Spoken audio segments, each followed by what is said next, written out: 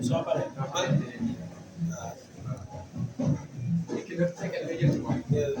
aywa waaw bismillah vas-y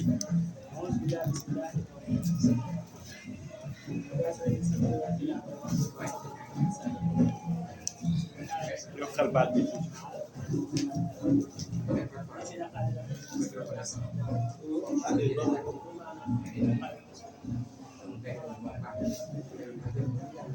tey ñëw si ñeenti taxawaay fayda taxawaay bu njëkk bi allahu kaafi wakiil allahu kaafi wakiil mu ne ku koy zikar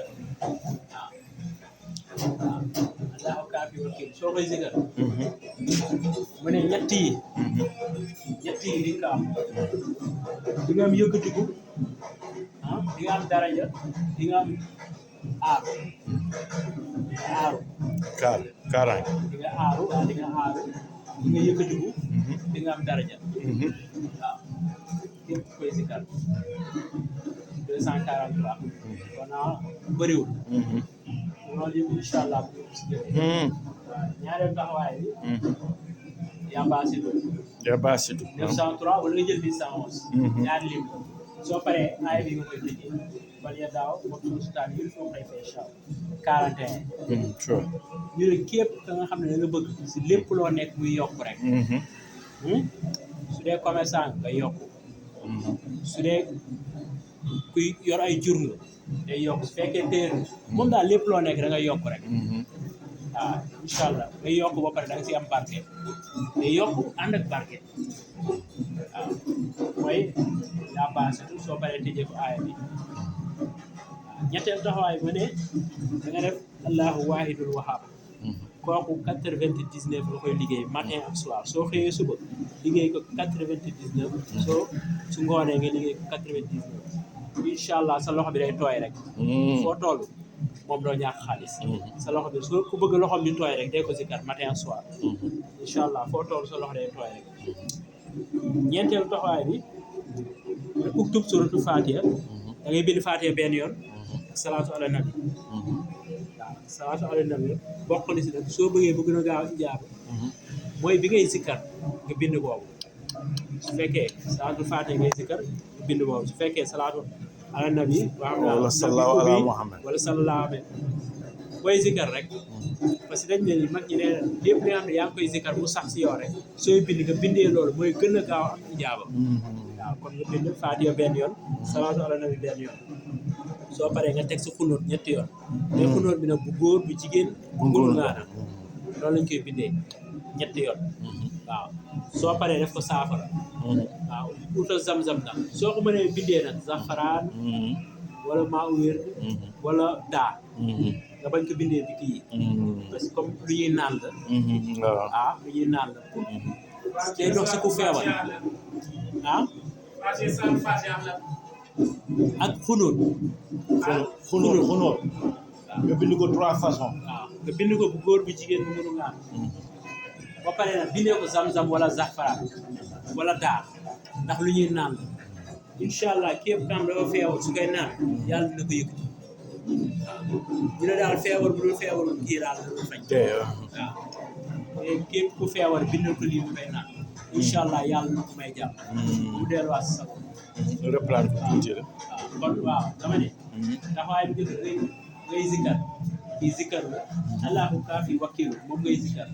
matin ak soir 243 matin 243 allahu kaafi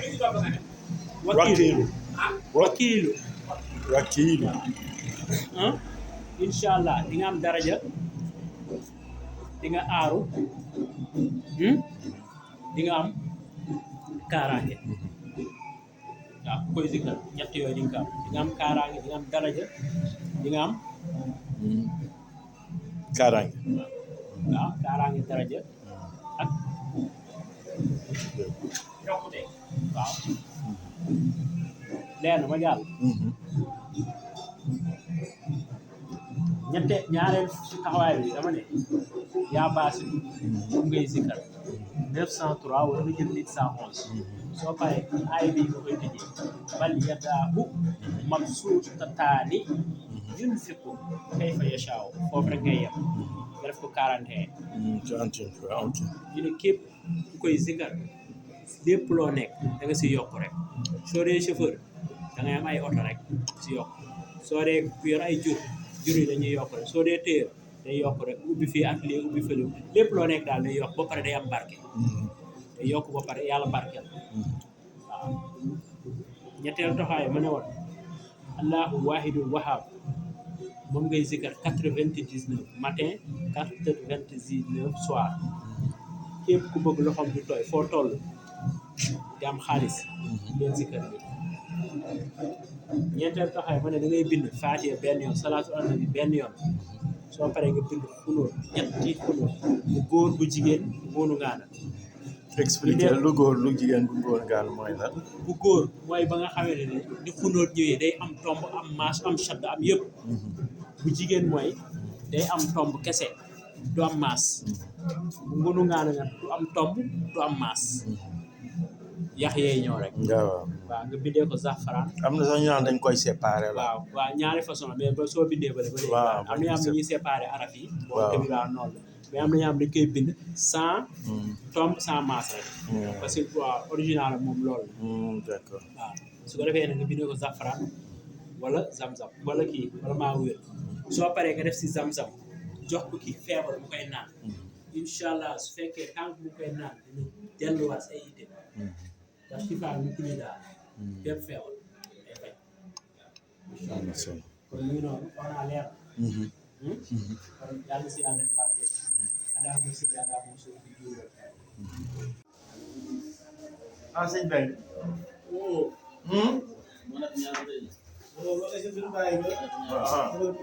waaw d'accord amul problème waaw amul problème